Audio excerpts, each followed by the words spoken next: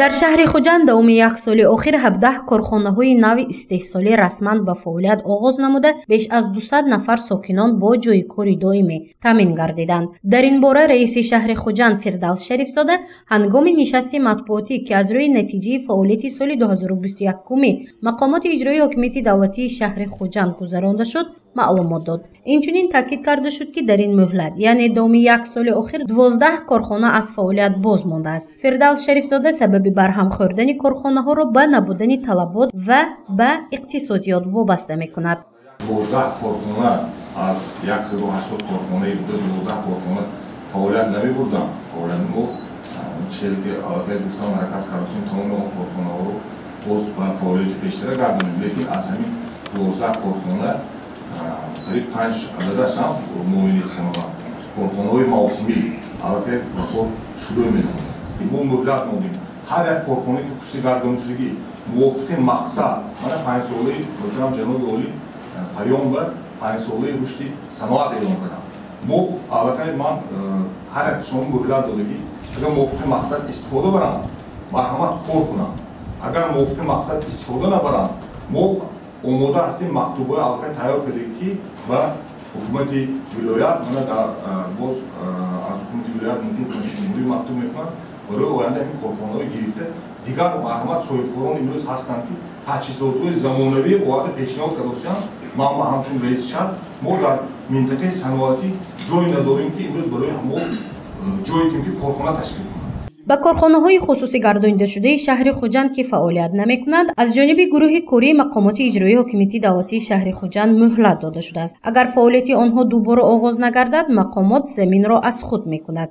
зеро имрӯз соҳибкороне ҳастанд ки барои фаъолият намудан замин надоранд. раиси шаҳри хуҷанд Фирдавс Шарифзода таъкид мекунад ки агар дар муҳлати муайяншуда корхонаҳои хусусӣ гардонидашуда ба фаъолият оғоз накунанд онро ба дигар соҳибкорон пешниҳод мекунад то дар шаҳр корхонаи нави замонави бунёд ва сокинон бо ҷойи кори доимӣ таъмин бошанд.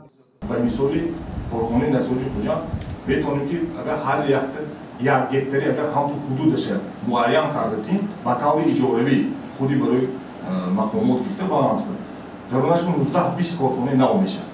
барои ҳамин оини масъала мо ҷиддӣ кор кардастем.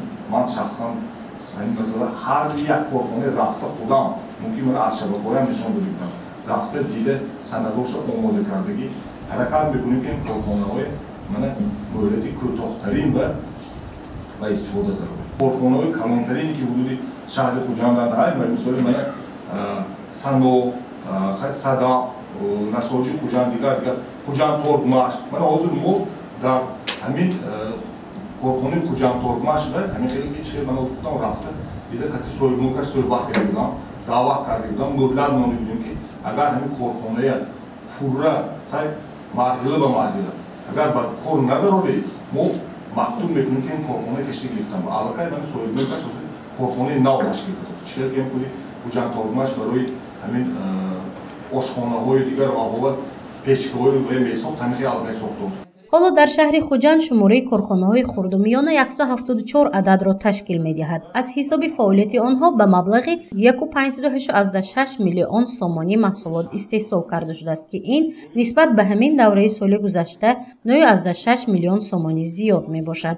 истеҳсоли маҳсулоти саноатӣ бошад 1276.1 миллион сомониро ки дар шаҳр 135 намуди маҳсулоти саноатӣ истеҳсол ва ба фурӯш бароварда шудааст.